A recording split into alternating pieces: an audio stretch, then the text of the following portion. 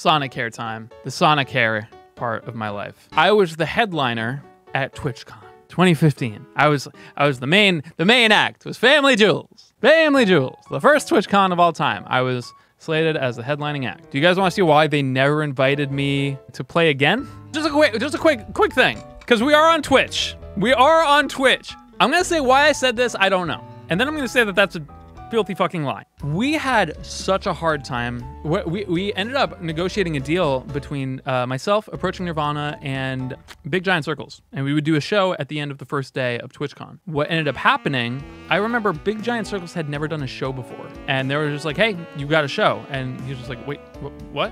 And I think like he realized like this is a huge deal. Like, yeah, you got to go for it. He ended up like buying all this equipment and stuff, and like, you know, we were gonna make sure that like, even though it was his first show, we were gonna make it fucking sick. And we did. We made a great show. But this was the first TwitchCon, and TwitchCon was definitely like, they were doing their best. Every con goes through growing pains in the very, very beginning. You know, the stream was a little rough, and people were giving them shit for like, you guys are a streaming platform, how come you don't have your stream together? And honestly, it's just like, dude, just because they're a streaming platform doesn't mean that their Twitch stream is gonna be immaculate. Like, I mean, things happen, you know? One of the memes that was happening in the Twitch chat was they were calling it CringeCon. Now, in retrospect, that probably wasn't very nice. However, I was a little bit salty with TwitchCon because the scheduling was not really well thought out. Before you go on stage, you sound check. You make sure that everything sounds good. That way you go on stage and no problems happen. So we get in there and we sit down for sound check, like super early, I think the day before or whatever. And it's finally time for our sound check. And everyone gets off the stage, like all the techs and everything. And we're like, where are you guys going? We gotta do sound check. And they're like, no, we're not doing a sound check. We're like, what do you mean we're not doing sound check? We've been waiting here forever. You guys know. And they're like, we're taking our union break. We're taking our union lunch. We have to. Like, it's like legally we have to. And we're like, the fuck? You know, so I guess we're doing it later. And they're like, oh, no. We can't do it. We can't do it after we get back. Because after we get back, the CEO of Twitch has to come in and sound check. And we're like, do we get a sound check? And they were like, no. We're like, okay. They're not being dicks. It's just bad plan. It's bad scheduling. This happens all the time, especially for the first fucking TwitchCon. You know, it's tough to plan for all of these things, especially like after all of these things happening. Dude, I totally understand. But at the time, I was really, really salty. I understand now. You know, it happens. Like, nothing against Twitch, but after like this was so like at the last minute planned, there was still like it was such a great opportunity for us, and we were gonna do our absolute best to put on the best possible show we could. Where's Family Jules? Right there. There he is. I was so happy for Jimmy because Jimmy was like so stressed out about the show, and he fucking killed it. He did such a good job. I just gave him a hug. I'm like, dude, I'm so happy for you. I just gave him a hug. I'm like, dude, you fucking did it. I feel really bad because like he like afterwards like felt really bad about it because apparently there was that is some big hair. Yeah, Jimmy. That's some big red Rufio hair. One of the most common comments on this Twitch stream was like, why the fuck? Who gave Rufio a fucking guitar? Oh yeah, they called me Budget Green Day. Jimmy was on the front page of r/cringe for this performance. I feel so bad because like if you look at if you look at it for just that, it makes it seem like the show was really bad, but it wasn't. Jimmy did such a good job. Like his fucking portion was so good. But what happened was somebody jumped on the stage. Like I guess they said in the chat, they're like, hey guys, I'm gonna jump on the stage and I'm gonna say Kappa Kappa 1 2 3. So he did. Somebody rushed the stage, jumped on stage, and Jimmy didn't know what the fuck to do about it. He was like, who the fuck is this? And he got up to the microphone and he went, Kappa Kappa 1 2 3 Kappa Kappa, and he didn't really know what to do with it. And it's all happening during this like DJ set in a place that's definitely not set up for a DJ set, definitely set up for like presentations and shit. Yeah, I get it, but like I feel like at least like I can kind of put out into the universe the context of what happened. Like Jimmy put on a fucking sick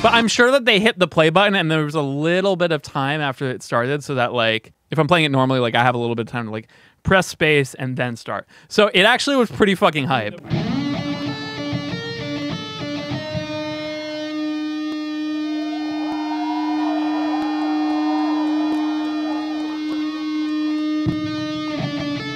Yeah, when I was on stage, that felt like an eternity. This moment to when it started felt like a year went by. And then it comes in, it's like, oh yeah! It's cool. But yeah, so that was TwitchCon. That was fun.